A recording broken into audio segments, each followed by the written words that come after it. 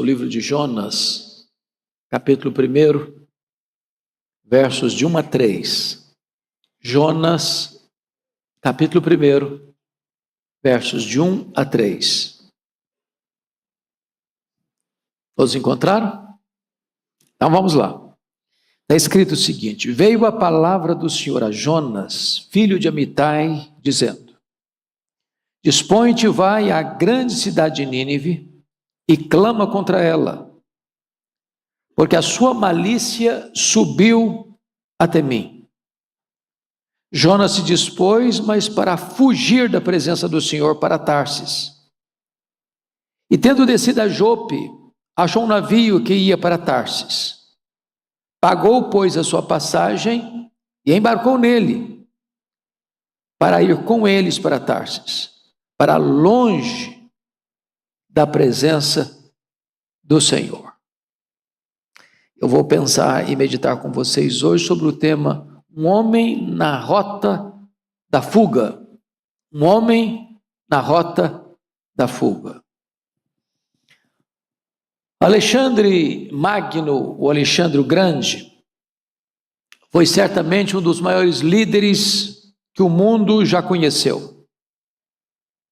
Ele morreu aos 33 anos de idade, chorando porque não tinha mais terra para conquistar. Valente, ousado, montado em seu cavalo, brandindo a sua espada, esse homem não tinha medo de nada, nem de ninguém.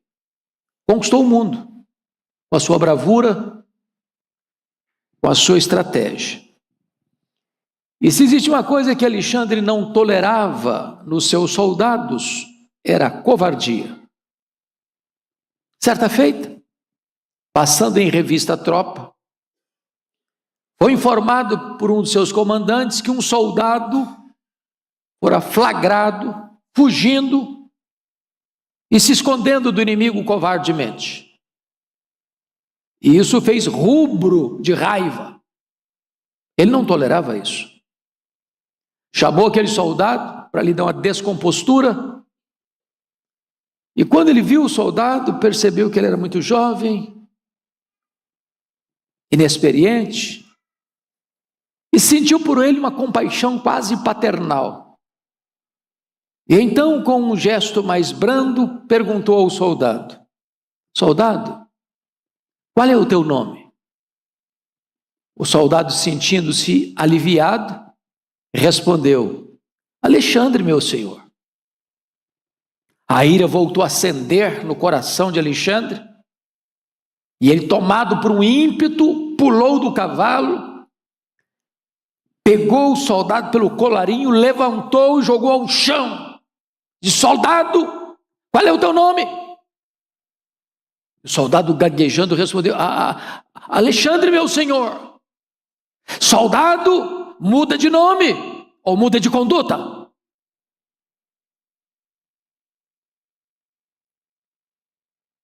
Jonas resolveu mudar de geografia, porque não quis mudar de conduta. Deus o chama, Deus o comissiona, Deus dá o endereço, Deus o envia, e ele se dispõe, mas para fugir da presença do Senhor. Eu creio que Jonas não é o único que tem fugido, tentado fugir de Deus.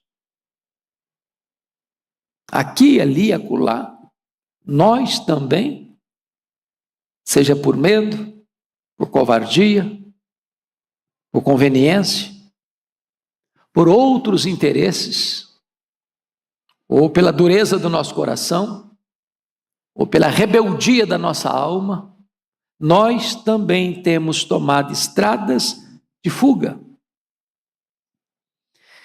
O livro de Jonas é um livro muito debatido pelos críticos da Bíblia. E é triste que muita gente, quando fala em Jonas, só pensa no grande peixe. Alguns dizem que é baleia, outros dizem que é outro grande peixe. A Bíblia não diz que grande peixe é. Sei que era um grande peixe. Alguns acham até mesmo que Jonas não foi uma personagem histórica e que isso não passa de uma fantasia, de uma novela, de uma metáfora, e que esse livro não tem peso histórico. Equivocam-se aqueles que pensam assim. Jonas é filho de Amitai. Jonas, ele foi um profeta galileu. Jonas nasceu em Gat-Hefer. Jonas profetizou no período áureo das 10 tribos do norte do reino de Israel, os 41 anos de governo de Jeroboão II. Jonas é citado tanto no Velho Testamento quanto no Novo Testamento.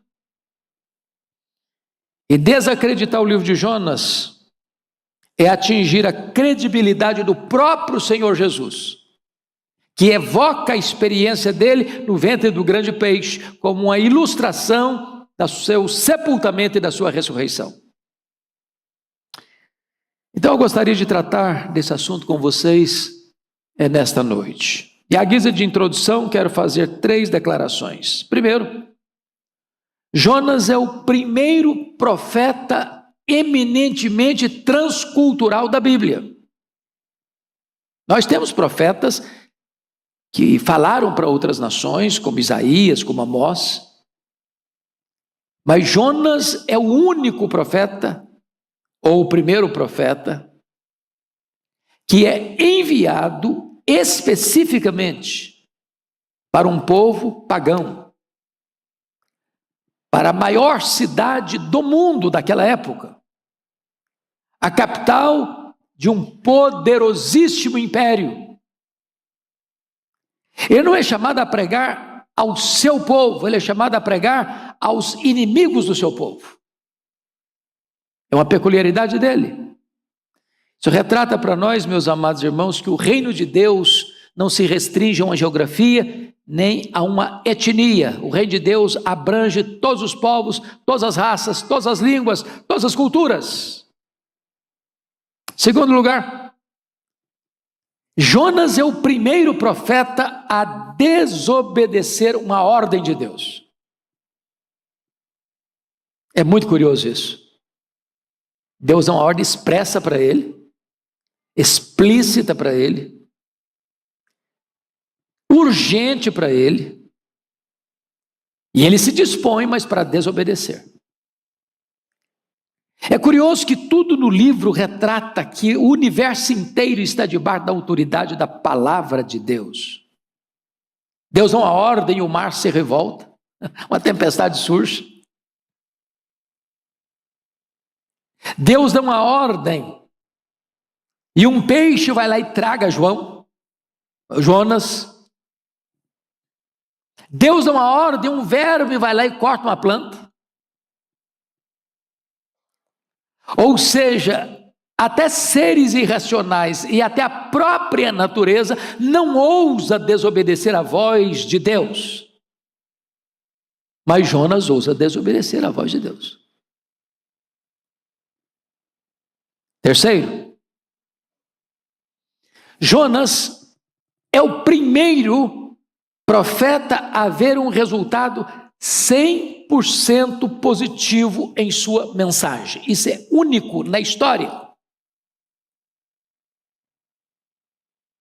Ele prega um sermão contendo apenas 5 palavras, diríamos nós, um sermão medíocre, não querendo que os ouvintes sejam convertidos, e a conversão é em massa.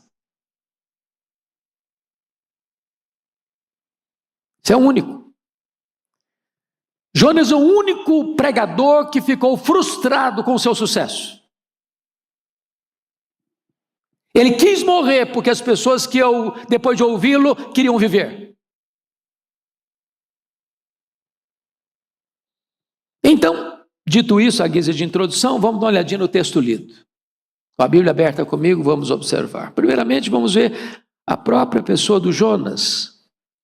Veio a palavra do Senhor a Jonas, filho de Amitai, dizendo. A palavra Jonas significa no hebraico pomba. Pomba.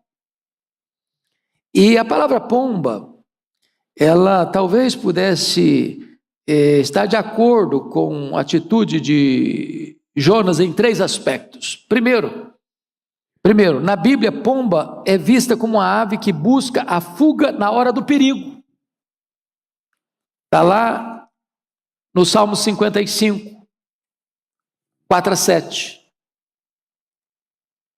E Jonas é exatamente uma pomba, que na hora do perigo foge. Segundo, pomba na Bíblia é símbolo de alguém que chora e geme. Isaías 59:11.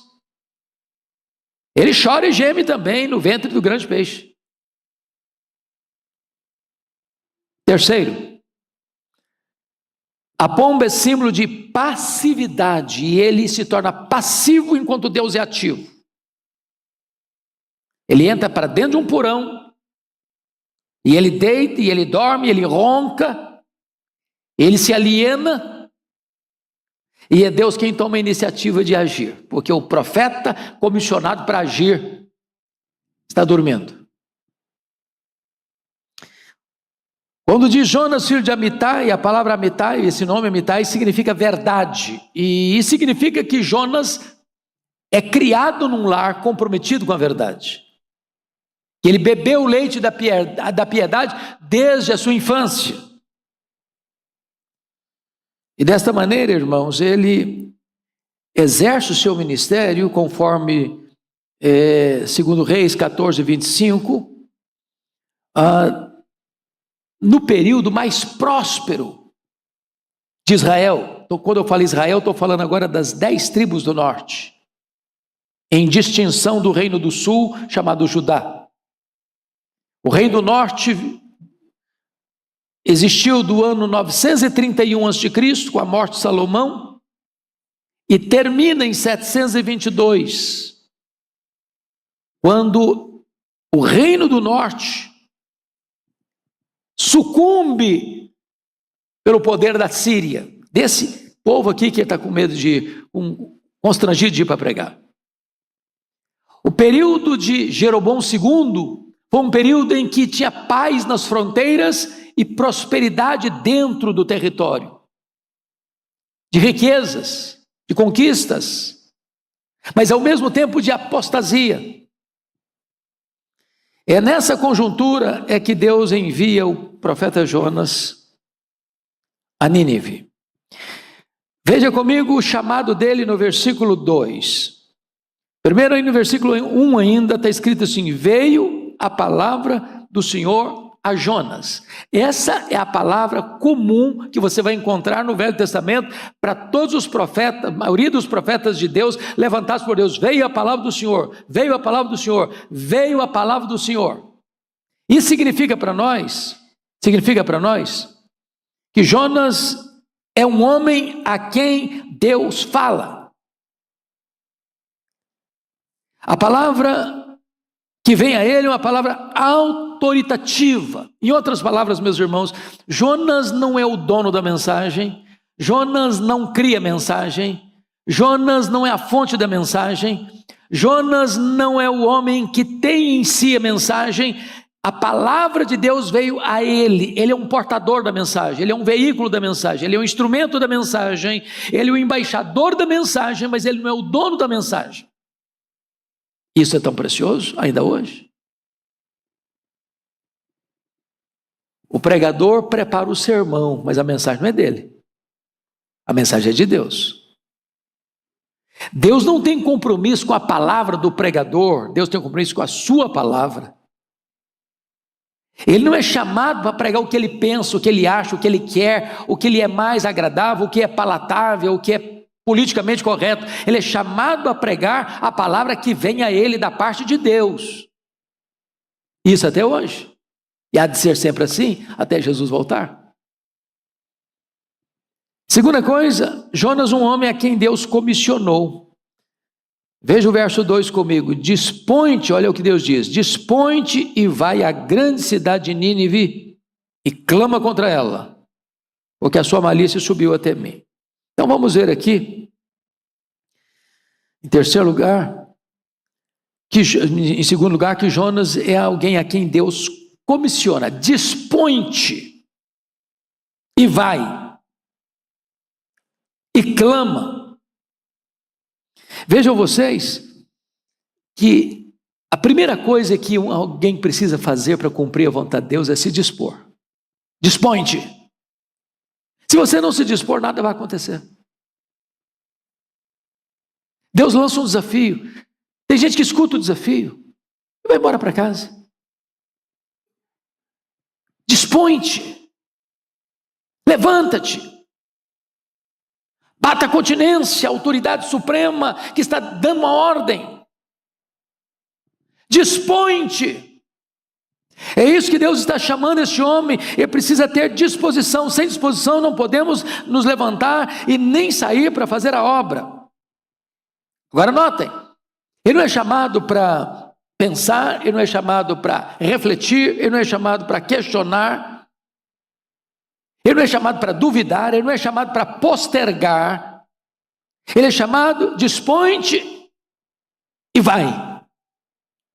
Dispõe-te e vai. Deus requer o quê? Obediência. E obediência imediata. Pronta. Na hora. Agora notem vocês que Deus manda-o a grande cidade de Nínive. Não sei se você percebeu esse aspecto aí, a grande cidade de Nínive. Sabe por que está escrito a grande cidade de Nínive? Porque nesse tempo, Nínive era a maior cidade do mundo. Era a mais poderosa cidade do mundo. A cidade tinha 50 quilômetros, com muros que poderiam passar 4 carros em cima das muralhas. Inexpugnável. O Império Assírio era naquele tempo o mais poderoso império. Expansionista, guerreiro, poderoso em batalhas, truculento. Quando o Império Assírio entrava numa cidade para conquistar, via de regra, os homens eram decapitados e as cabeças amontoadas aos montões na porta da cidade. Era um poder irresistível. Era uma máquina de guerra. E Deus está agora chamando Jonas, profeta Galileu. A vila que ele nasceu ficava a 9 quilômetros lá de Nazaré, onde morava Maria, onde Jesus cresceu, até começar o seu ministério. Cidade pacata. E Deus agora está chamando esse homem, agora você vai se levantar, você vai se dispor, você vai se levantar e você vai à grande cidade de Nínive. Jonas era um camarada instruído, ele acompanhava certamente a realidade do seu povo, ele tinha plena ciência de que a Síria, cuja capital era Nínive, era a grande ameaça política ao seu povo. E Jonas está ciente de tudo isso diante dessa comissão divina, dessa ordenança divina. Mas Nínive não era apenas a cidade mais violenta e mais poderosa no sentido de conquista, não. Nínive era o maior centro de maldade e de feitiçaria da época. Talvez você pudesse, sem sair de Jonas, ir um pouquinho para frente, mas 3 páginas para frente, para nós lermos o que Naum descreve, como Naum descreve a cidade de Nínive. Por favor, abra aí comigo. Naum, capítulo 3. Eu vou pedir que você faça essa leitura comigo, em voz audível, versos 1 a 4. Naum, capítulo 3, de 1 a 4. Você pode ler comigo, todos nós? Vamos juntos? Ai da cidade sanguinária, toda cheia de mentiras e de roubo, que não solta a sua presa. Eis o estalo de açoites e o estrondo das rodas, o galope de cavalos e carros que vão saltando, os cavaleiros que esporeiam, a espada flamejante, o relampejar da lança, e multidão de traspassados, massa de cadáveres mortos, sem fim, tropeça gente sobre os mortos. Tudo isso por causa da grande prostituição da bela e encantadora meretriz, da mestra de feitiçarias, que vendia os povos com a sua prostituição e as gentes com as suas feitiçarias. Diagnóstico terrível, não? Agora olha o verso 19, desse mesmo capítulo. Leia comigo o verso 19. Vamos juntos? Não há remédio para a tua ferida, a tua chaga é incurável. Todos os que ouvirem a tua fama baterão palmas sobre ti, porque sobre quem não passou continuamente a tua maldade? Notinha de rodapé. Eu acho que Jonas daria tudo para trocar de lugar com Naum. Naum profetizou a ruína de Nínive, era tudo que ele queria. Tudo que ele queria era isso. Agora veja, Deus não apenas envia Jonas a Nínive, essa cidade. Deus envia-o com uma missão específica. Olha aí o versículo 2, volta lá para Jonas, por favor. Olha aí. Dispõe-te, vai à grande cidade de Nínive e clama contra ela. Bom, não é uma mensagem popular. Não é uma mensagem palatável. Eu estou falando da cidade mais rica, mais poderosa, mais violenta, mais depravada e mais cega espiritualmente. E agora Deus está chamando esse camarada lá da região norte da Galileia, um galileu, acostumado numa vilazinha pequenininha. Seu país está vivendo o melhor período de paz interna e de riqueza, de paz nas fronteiras. E Deus está chamando esse cara para mexer num vespeiro.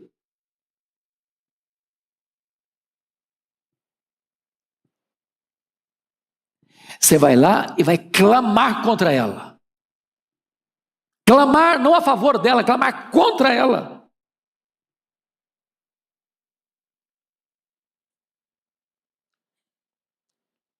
Isso significa, irmãos, que a grandeza econômica e política de uma cidade não anula a hediondez do seu pecado. Às vezes aquilo que é grande aos olhos dos homens pode ser uma coisa abominável aos olhos de Deus. O fato de alguém ter domínio político, domínio econômico, domínio bélico do mundo não significa que Deus está provando ou gostando ou se agradando disso.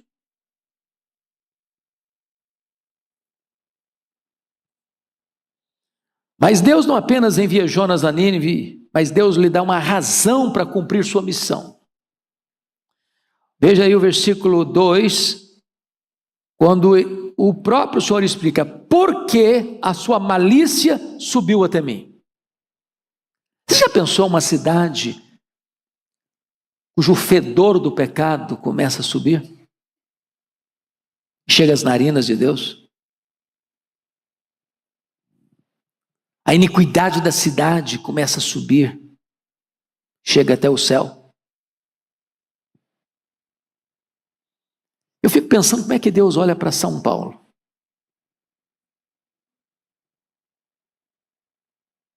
Se a gente pudesse ver as entranhas, os bastidores, os corredores escuros, as coisas subterrâneas, os conchavos e acordos, o submundo do crime, que enfia os seus tentáculos, que reverberam nas administrações públicas, que jeitosamente são escondidos dos olhares humanos, mas que tudo isso sobe diante de Deus. E Deus chama os Jonas da nossa geração, clama contra ela. clama contra ela.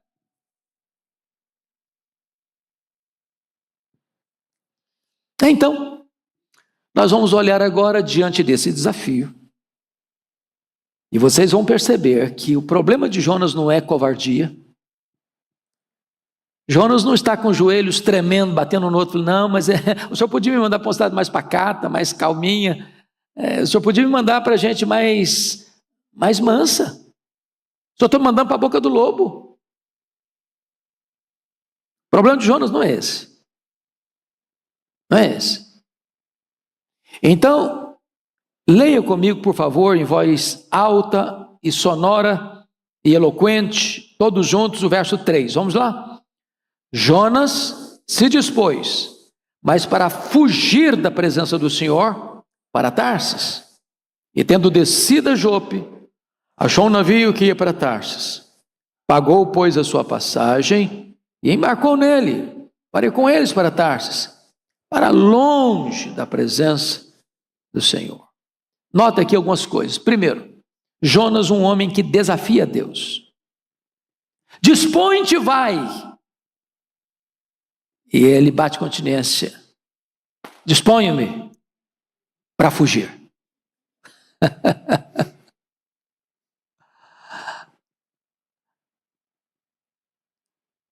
Ele não só desobedece, ele afronta Deus. E ele é incoerente também, muito incoerente. Porque Jonas é um camarada teologicamente correto. Ele é ortodoxo. Mas ele não é ortoprático e nem ortopático. Explico. Ortodoxo é quando você tem a doutrina certa. Ortoprático é quando você tem a prática certa. E ortopático é quando você tem o sentimento certo. Quando os marinheiros perguntaram para ele quem ele era, olha o versículo 9, capítulo 1, versículo 9. Eles respondeu: sou hebreu e temo ao Senhor, o Deus do céu, que fez o mar e a terra. Eu temo ao Senhor. E ele diz que ele teme ao Senhor, mas ele desobedece ao Senhor. A teologia não governa a vida dele. Você acha que isso acontece ainda hoje?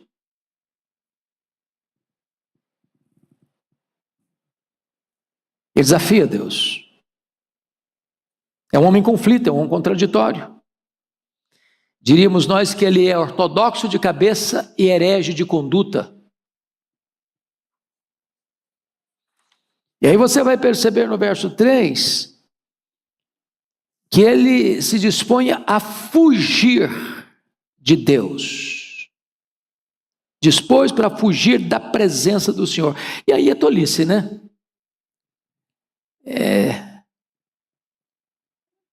Você sabe que a essas alturas aqui, o Salmo 139 já tinha sido escrito.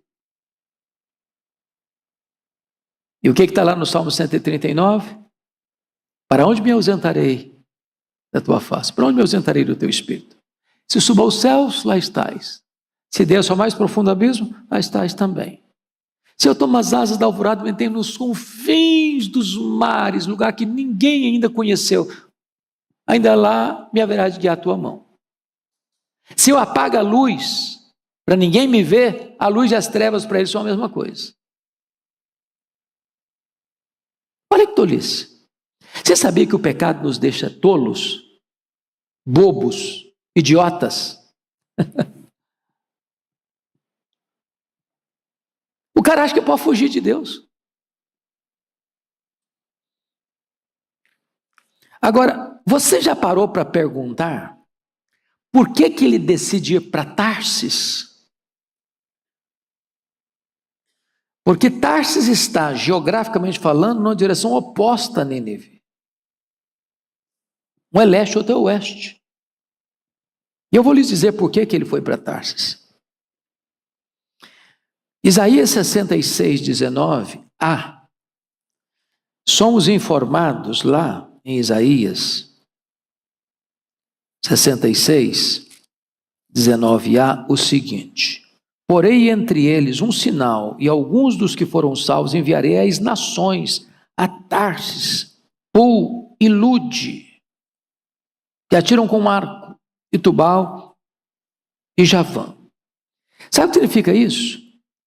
Tarsis era uma cidade fundada pelos fenícios, na costa sudoeste da Espanha. A Espanha era o último local geográfico do mundo conhecido. É por isso que Paulo queria a Espanha.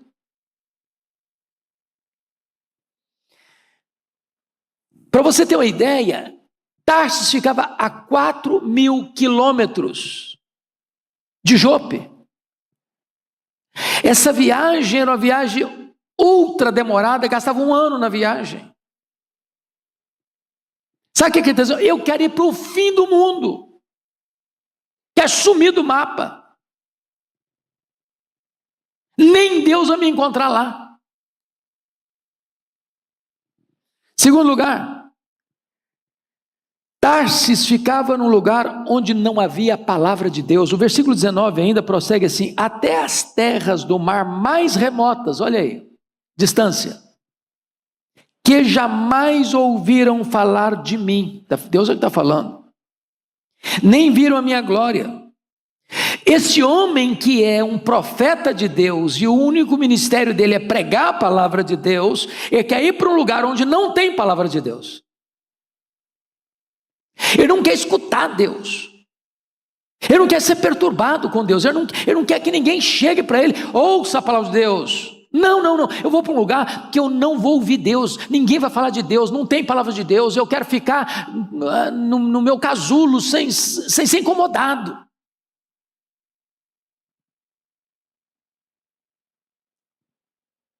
Mas mais do que isso, para que ele foi para Tarsis? Primeiro, porque era o lugar mais longe do mundo. Segundo, porque era um lugar onde não tinha a palavra de Deus.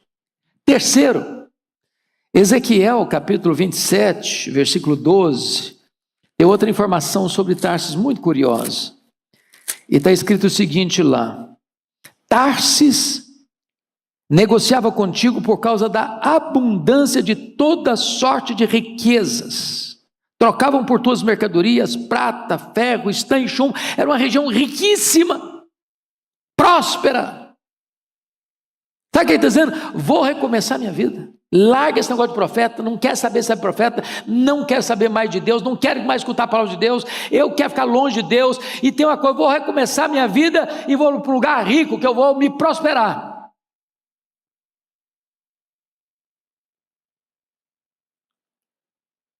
E aí eu acho que aconteceram algumas coincidências.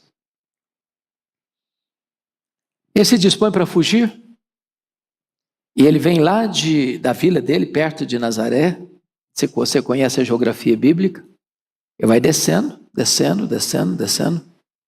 até chegar em Jope, que fica hoje numa espécie de bairro de Tel Aviv, mar Mediterrâneo. Então, ele desceu. Você acredita que quando ele desce, está saindo um navio de carga? Você acredita que ele tem grana para comprar passagem? Tem vaga no navio? Tudo está dando certo. Olha que bênção. Olha a providência aí.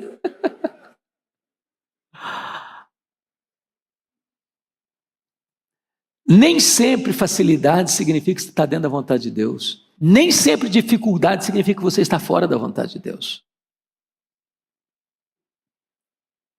E então, ele está cercado por essas conveniências todas. Mas ele começa a descer. E a escalada de um homem que busca fugir de Deus é de uma descida vertiginosa. Desce da sua vila até Jope. Depois ele desce de Jope ao navio. Depois ele desce do navio ao porão do navio. Depois ele desce do porão do navio ao mar. Depois ele desce do mar para o ventre do grande peixe.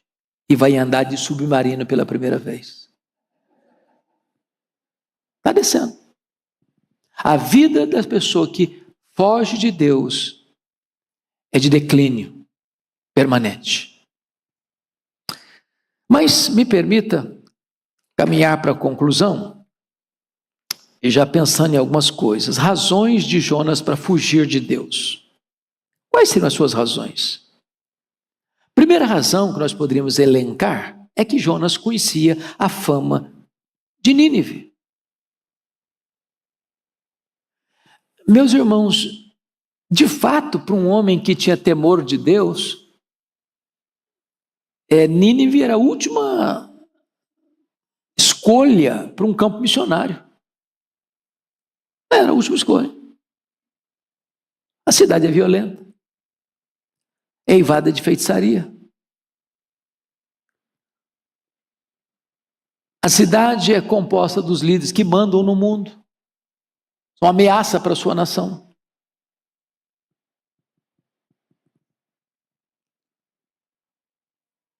Essa cidade, quando ela resolve invadir um outro território, ninguém segura.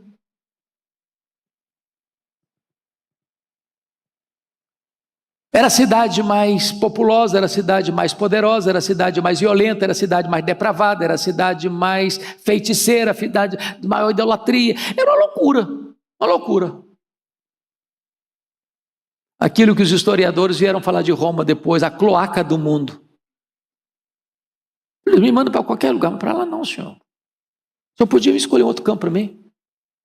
Mas Deus dispõe-te e vai à grande cidade de Nínive e clama contra ela.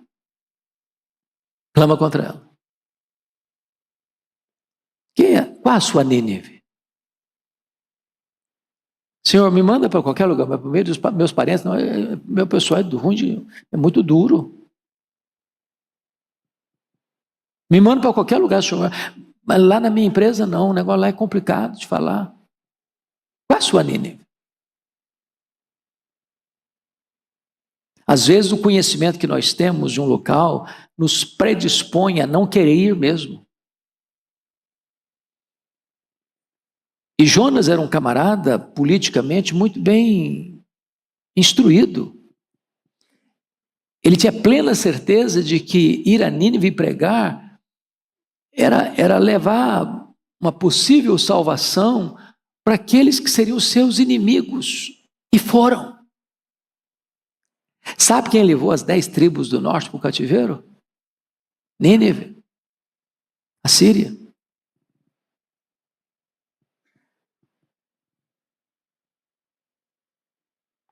Trocando em miúdos, eu acho que Jonas ir pregar em Nínive é a mesma coisa de pedir um israelita, um israelense, para ir ser missionário entre os terroristas do Hamas.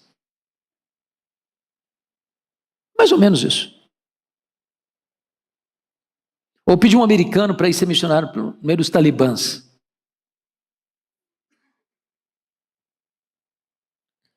O grande problema é que a gente quer que Deus seja inimigo dos nossos inimigos. E Deus não se curva à nossa agenda. Nós achamos que Deus tem que gostar de quem nós gostamos. Deus não tem o direito de gostar de gente que a gente não gosta. Isso prova, irmãos, que a salvação é graça, não é mérito. Porque se fosse mérito, Nínive seria consumida com fogo e enxofre.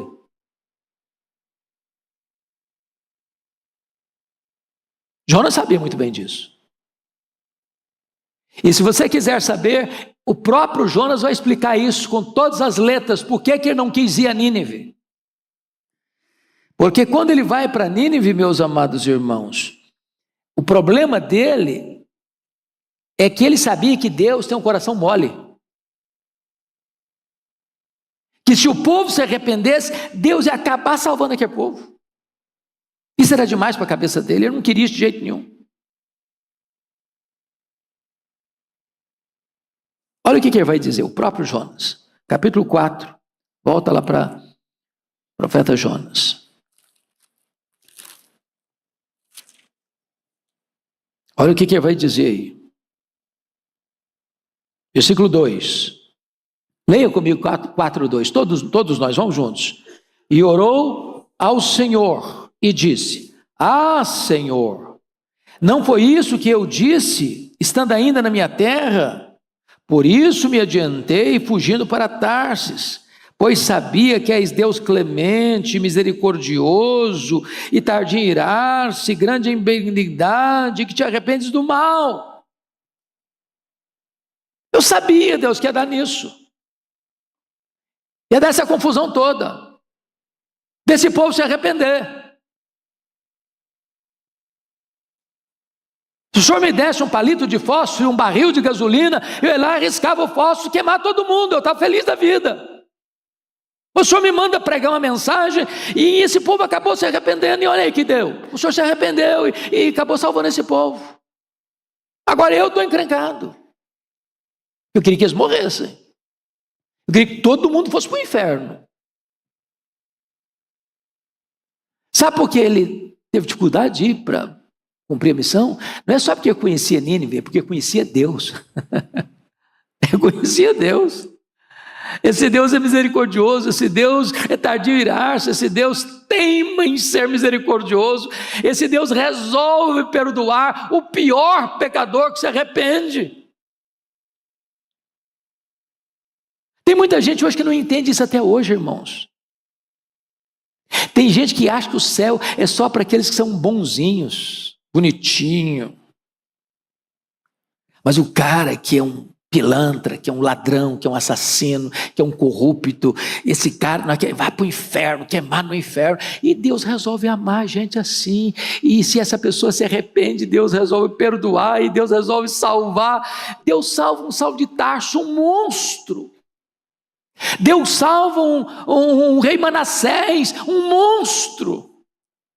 Deus salva um rei Nabucodonosor, um monstro. Em havendo arrependimento, a graça, a perdão, a salvação, que Deus misericordioso que nós temos. Mas não precisa ir longe não. Deus resolveu salvar a mim. Deus resolveu salvar você. É graça, pura graça, pura misericórdia. Mas, então, vamos encerrar. Por que Deus mandou Jonas ir a Nínive? Jonas 1,3 diz: porque o pecado de Nínive chegou até o céu. Olha isso, irmãos.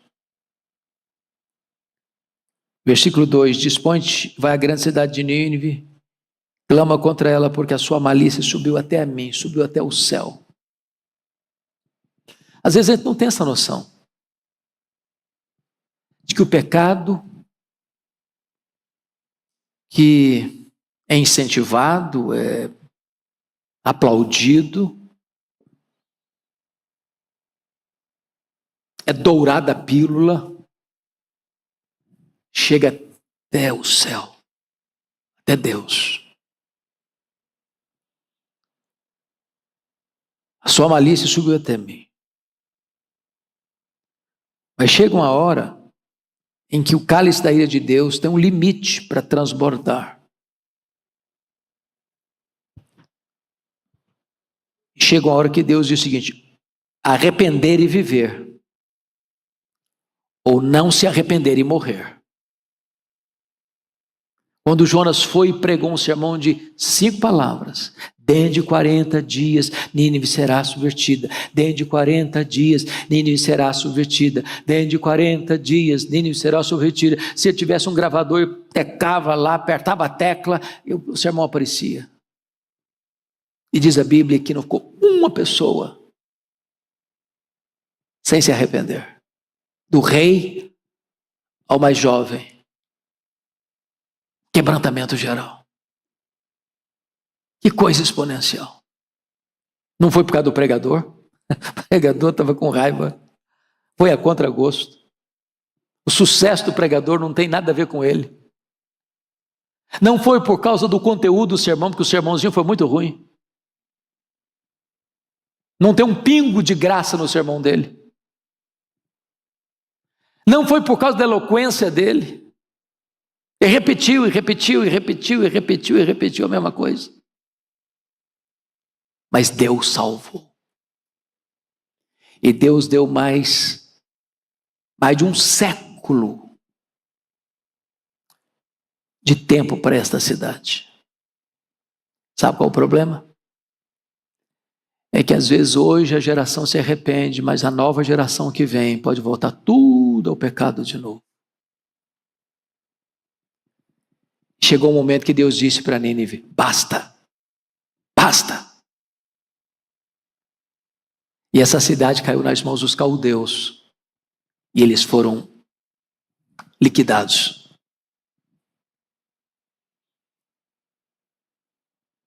Sabe por que Deus enviou Jonas a Nínive? Finalmente eu termino aqui. Porque a misericórdia de Deus triunfa sobre a sua própria ira.